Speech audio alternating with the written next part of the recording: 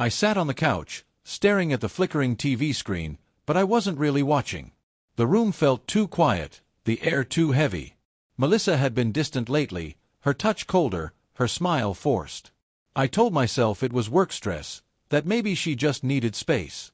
Then she sat beside me, close but not close enough. Her hands fidgeted, a sure sign she had something to say. My stomach tightened. "We need to talk," she said, her voice calm, almost rehearsed. I muted the TV. "About what?" She hesitated, then met my eyes. "I want to explore." I frowned. "Explore what?" She inhaled, as if gathering courage. "Other men. Other experiences. For a few years." The words didn't register at first. My brain refused to process them. "I love you," she added quickly, as if that made any difference. I held up a hand. "Say that again." She swallowed. "I want to be with other men." A cold weight settled in my chest. "You're joking." She shook her head. The walls of our home seemed to close in, suffocating me. "You're telling me you want to sleep with other men while we're still married?" Her shoulders tensed. "It's not just about sex. It's about growth. About experience." I laughed, a sharp, humorless sound. "Experience?" She nodded. "I married young. I never got to." I stood, pacing the room, trying to contain the storm inside me. "So you want an open marriage?" She flinched at the words. "Not forever. Just for a while." I ran a hand through my hair. "And I'm just supposed to be okay with that?" Her gaze softened. "I was hoping you'd understand." Understand? My pulse pounded in my ears. She had already decided. This wasn't a conversation. It was a confession. "Have you?" My voice came out strangled. She didn't answer. That silence told me everything. I turned away, fists clenched. "How long?" Melissa hesitated. "A few months." The ground beneath me felt unsteady. The woman I had trusted, the woman I had built a life with, had already betrayed me. She reached for me, but I stepped back. "I still love you," she whispered. I laughed again, but it felt hollow. "No, you don't. You love the idea of me. The security." Tears welled in her eyes. "I don't want to lose you." I stared at her, at the stranger sitting where my wife used to be. "You already have." The air between us felt heavier than ever, thick with the weight of words that couldn't be taken back. I looked at Melissa, the woman I had built my life around, and saw nothing but betrayal staring back at me. Her lips parted slightly, as if she wanted to say something, but I didn't care. My pulse thundered in my ears as I paced the room, trying to grasp the reality of what she had just admitted. "A few months," I repeated under my breath, shaking my head. The words burned, searing into my brain like a brand. She had been sleeping with other men, multiple men, while coming home to me every night, lying in our bed, pretending everything was fine. And now, she expected me to just accept it? Melissa wiped her eyes, as if she were the victim here. "I never meant to hurt you," she whispered. I let out a bitter chuckle. "You didn't mean to hurt me? Melissa, you made a conscious choice. Over and over again. This wasn't some accident. You knew exactly what you were doing, and you still did it." Her shoulders slumped. "I was afraid to tell you." "Afraid to tell me?" I repeated, my voice rising. "But not afraid to spread your legs for other men?" She flinched, but I didn't care. I wanted her to feel a fraction of the pain that was currently tearing me apart. "I thought we could move past this," she murmured, reaching out. I stepped back. "Move past this?" "Melissa, are you even hearing yourself? You've been cheating on me for months, and now you're telling me you want to keep doing it for a few years." She bit her lip, silent. "You want permission," I realized, my chest tightening. "That's what this is. You don't want to lose me, but you don't want to stop sleeping around either." Her silence was all the confirmation I needed. A laugh bubbled up inside me, cold and sharp. "You really thought I'd be okay with this?" Tears streamed down her face. "I love you, but—" "Stop saying that!" I roared, making her jump. You don't get to say that, not after what you've done. Her face crumpled, but I refused to let myself feel sorry for her. I thought marriage meant something to you, I continued, my voice quieter but no less deadly. I thought I meant something to you. You do, she insisted. This has nothing to do with us. I snapped. Melissa, you destroyed us. Silence stretched between us, suffocating and unbearable. Finally, I exhaled sharply, shaking my head. You want experience? Fine. Go get it. But don't expect me to be here when you're done. Her breath hitched. What are you saying? I turned toward the bedroom, grabbing my keys from the nightstand. I'm saying you can have all the experience you want, Melissa. I met her gaze one last time, my heart hardening. Because I'm done. Then, without another word, I walked out the door. I drove aimlessly for hours, the city lights blurring past as my mind raced. Melissa's words echoed in my head, each one a dagger twisting deeper into my gut. I will be gaining experience with other men for a few years. She had said it so casually, as if she were discussing a new hobby or a vacation plan. Not our marriage. Not the vows we had exchanged.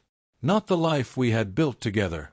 The betrayal burned through me, but beneath the rage, a bitter clarity settled in. Melissa had already made her decision. She hadn't come to me for a conversation. She had come to inform me, to soften the blow before she threw herself deeper into her selfish desires. I pulled into a parking lot, gripping the steering wheel so tightly my knuckles turned white. I wanted to scream, to punch something, to destroy anything that would make this pain go away. But nothing would change the fact that my wife had chosen strangers over me. A vibration in my pocket snapped me out of my thoughts. I pulled out my phone, seeing her name light up the screen. Melissa, please come back home. We need to talk. I stared at the message, my chest tightening. Talk? About what? How she expected me to sit patiently while she gained experience. How she wanted me to wait for her like some lovesick fool. Before I could stop myself, my fingers moved. There's nothing left to talk about. Almost immediately, the typing bubbles appeared. Melissa, please, don't do this. I don't want to lose you. I clenched my jaw. You lost me the moment you decided to cheat. I threw the phone onto the passenger seat, my heart pounding. I knew what would happen next. She would try to manipulate me, twist the situation so she didn't have to feel the weight of her choices.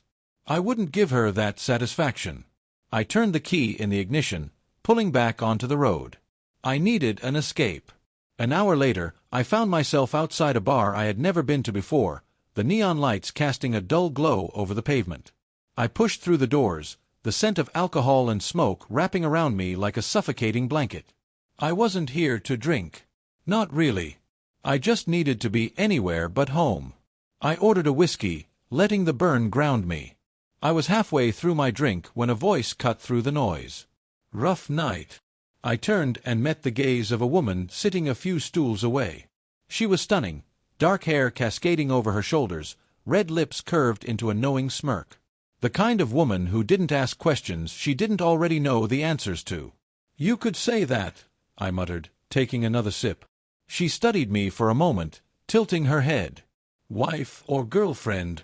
I exhaled sharply. Wife. Or at least, she was. She raised a brow. Divorce. Something like that. A pause. Then, she slid her drink aside and leaned closer. You look like you could use a distraction. I let her words settle between us. 4 years, I had been faithful. Devoted. A husband who put his wife first. And for what? Melissa had already betrayed me. She had already moved on. Maybe it was time I did too. I downed the rest of my drink and met the woman's gaze. Let's get out of here. The hotel room door shut behind us with a soft click, sealing us inside a space that smelled of fresh linen and expensive perfume. The city lights outside cast long shadows across the sleek furniture, but my focus remained on the woman standing before me. Her name was Olivia. That was all I needed to know. She stepped closer, her fingers trailing along the buttons of my shirt. You sure about this? She murmured, her voice dripping with temptation. I wasn't sure about anything anymore. Melissa's betrayal still clung to my skin like a sickness, her confession playing on a loop in my head. She had chosen to gain experience.